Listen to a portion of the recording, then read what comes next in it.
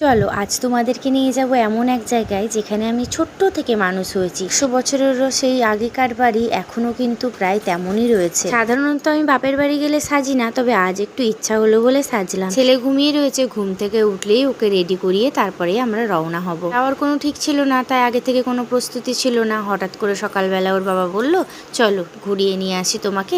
তো সেই অনুযায়ী সকালবেলা ঘুম থেকে উঠে কাজবাজ রান্নাবান্না সেরে এই যে বসলাম ছেলেকে রেডি করাতে। 10-15 মিনিট ধরে ওর বাবা আর আমি ওকে জামা পরানোর জন্য যুদ্ধ করছিলাম, তাই মনে করে ক্যামেরাটা অন করলাম, কারণ ক্যামেরা অন করলে ও ঠিক শান্ত হয়ে যায়, ক্যামেরার দিকে তাকিয়ে থাকে আর জামা প্যান্ট অনায়াসে পরে নেয়। বাউলি খেতে ভালোবাসে বলেও ওর বাবা মাঝে সাঝে বাউলিটা এনে দেয় আর ও বেশ মজা করেই খায়। তারপর রওনা দিলাম আমার বাপের বাড়ির উদ্দেশ্যে। আমার বাপের বাড়ি হচ্ছে সোমরা বাজার। জানো আমার বাপের বাড়ির পাড়ার রাস্তাটা এত ফেমাস যে কোনো টোটোওয়ালাকে যদি বলা হয় যে আমি ওই পাড়াতে যাব, তারা মুখের সামনেই না করে দেয়। আর যদিও বা বলি যে বেশি ভাড়া দেবো, কিন্তু তবুও তারা যেতে চায় না। বর্ষায় রাস্তাটা এমন হয়ে যায় যে পা ফেলারও জায়গা থাকে না, আর কাদা সে তো আর বলার মতন না। ছেলে তো মাকে দেখার পর থেকে আমাকে আর চিনতেই পারছে না, তাই আমি একটু ফ্রেশ হয়ে বাইরে বেরিয়ে গেলাম। দেখতে গেছিলাম ঠাকুমা কাকার বাড়িতে এসেছে নাকি, না হলে আমাকে আবার ঠাকুমাদের বাড়িতে যেতে হবে।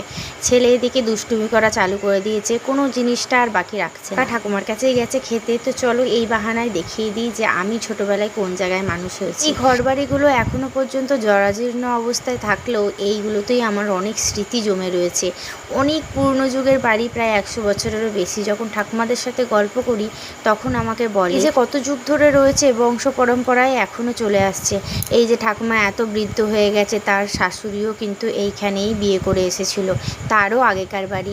এখানে দেখো ঠাকুর ঘরটা, বুঝতেই পারছো যে কত আগেকার যুগের বাড়ি বলো তো।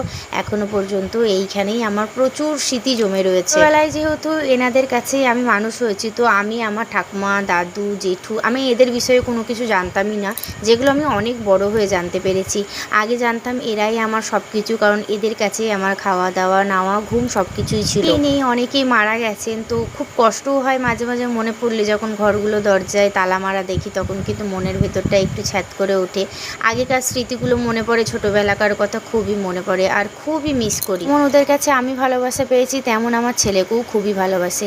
এই যে ওর দাদু এসে সারপ্রাইজ হয়ে গেছে নাতিকে দেখে, আর নাতি তো দৌড়তে দৌড়তে দাদুর কাছে চলে গেছে। দাদু একটু বাইরে গেছে, ওনার নাতির তর সইছে না, এক্ষুনি ওনাকে কোলে নিতেই হবে।